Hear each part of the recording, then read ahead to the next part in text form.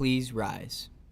I pledge allegiance to the flag of the United States of America and to the republic for which it stands, one nation, under God, indivisible, with liberty and justice for all. Hello, Geneva. I'm Carly Rasmussen. And I'm Lily Carlson. We hope you had a great weekend and an awesome Easter if you celebrate. That's right, but we have another week of quarantine ahead of us, so let's get into the show. GTV News starts right now.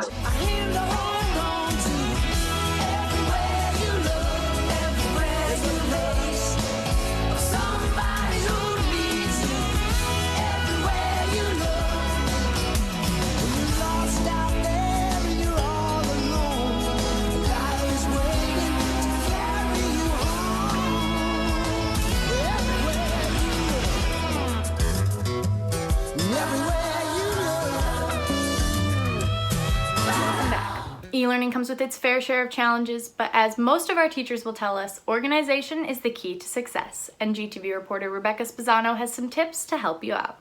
Hey Geneva, Becca Spezzano here with organization tips to make your e-learning experience a little easier. With all these assignments coming at you at once, it can be pretty overwhelming. One thing that's super simple yet so helpful is making a list. I suggest doing this at the start of the day before you begin any of your work. That way you can visually see all the work that's ahead of you and your assignments won't get buried in your inbox. Make a list of all your subjects and go through and write down what you hope to get done that day for each class. This will ensure you do not miss anything, and there's an awesome feeling of accomplishment when you get to cross something off your list. Not only is listing what assignments you have to do helpful, but when you have to do them as well.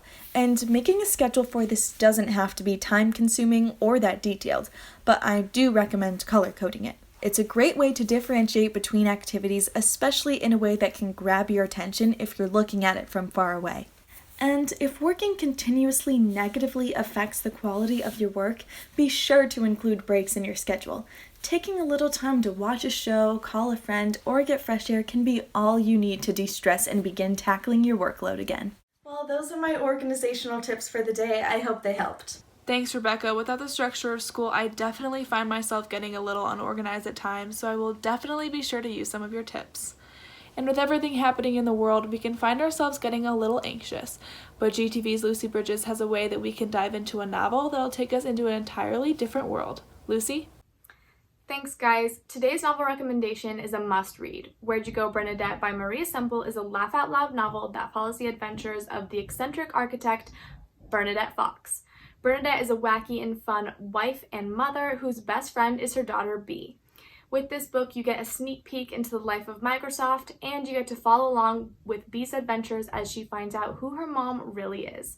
This is a heartwarming tale about family relationships and about how being different is a good thing.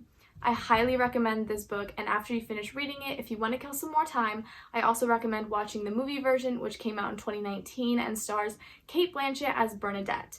This is a book that you're really not going to want to miss out on, so I recommend you get reading.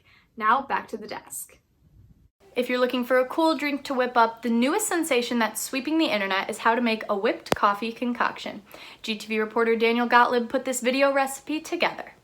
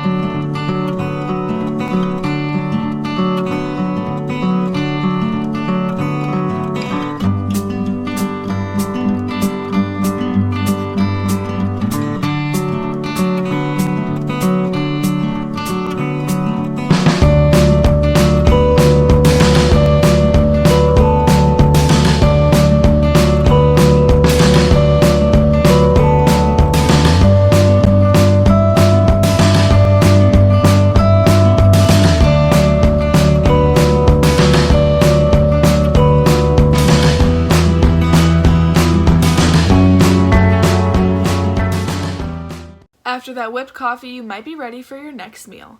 Even though we're unable to go out to eat and enjoy a nice sit-down restaurant, that doesn't mean we can't make our delicious meals at home. Check out this next episode of Eating with Ella to find out her next latest treat. Welcome to episode number 3 of Eating with Ella, and today I'm going to show you how to make some easy homemade blueberry muffins to go along with that whipped coffee that we just learned how to make. So let's just get started.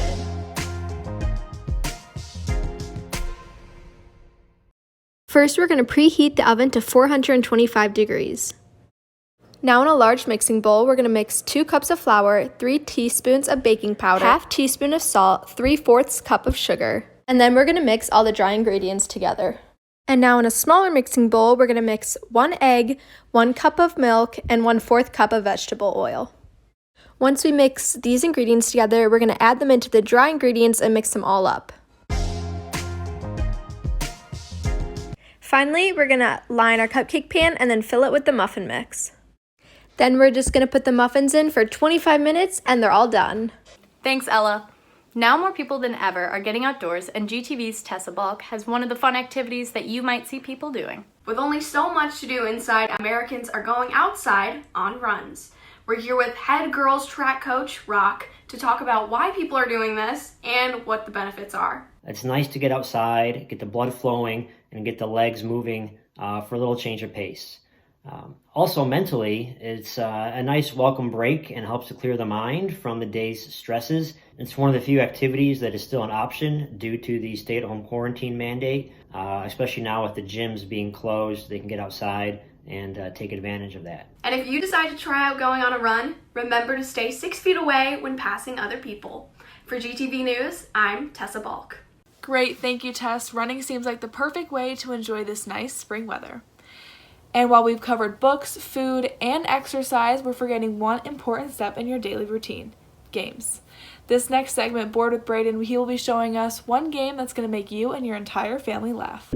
Thanks, guys. And my game pick of this week is actually not a board game, but it is a card game. It is the game Utter Nonsense, which is very similar to Apples in the fact that there's a category card each round. But instead of it being like a category and you have to lay down a card, it is an accent card. So you can have accents from Southern drawl to Batman to anything else. And you're going to have 7 cards in your hand. And each round, you're going to pick which one you think is the funniest. And you'll say it, and then the judge will pick which one's the funniest. So for instance, looks like the tractor fell on Uncle Morris again. This is a very family-friendly game. And for GTV News, I'm Braden Fells. National Decision Day for colleges is typically May 1st. GTV is looking to promote this, so if you want to see yourself featured, be sure to email us pictures or videos to gtv@geneva304.org. And now here's 3 to know before we go. Tune into Thursday's show for GTV reporter Elizabeth Schmidt's music segment. We will also be introducing a new video game segment for all the gamers out there. And lastly, there will be another special guest for Thursday's Pause for Pets. Well, Geneva, that looks like all the news we have for you today. I'm Lily Carlson. And I'm Carly Rasmussen. Be sure to DM us on Instagram at GTV304 if you want to see yourself featured on the next show.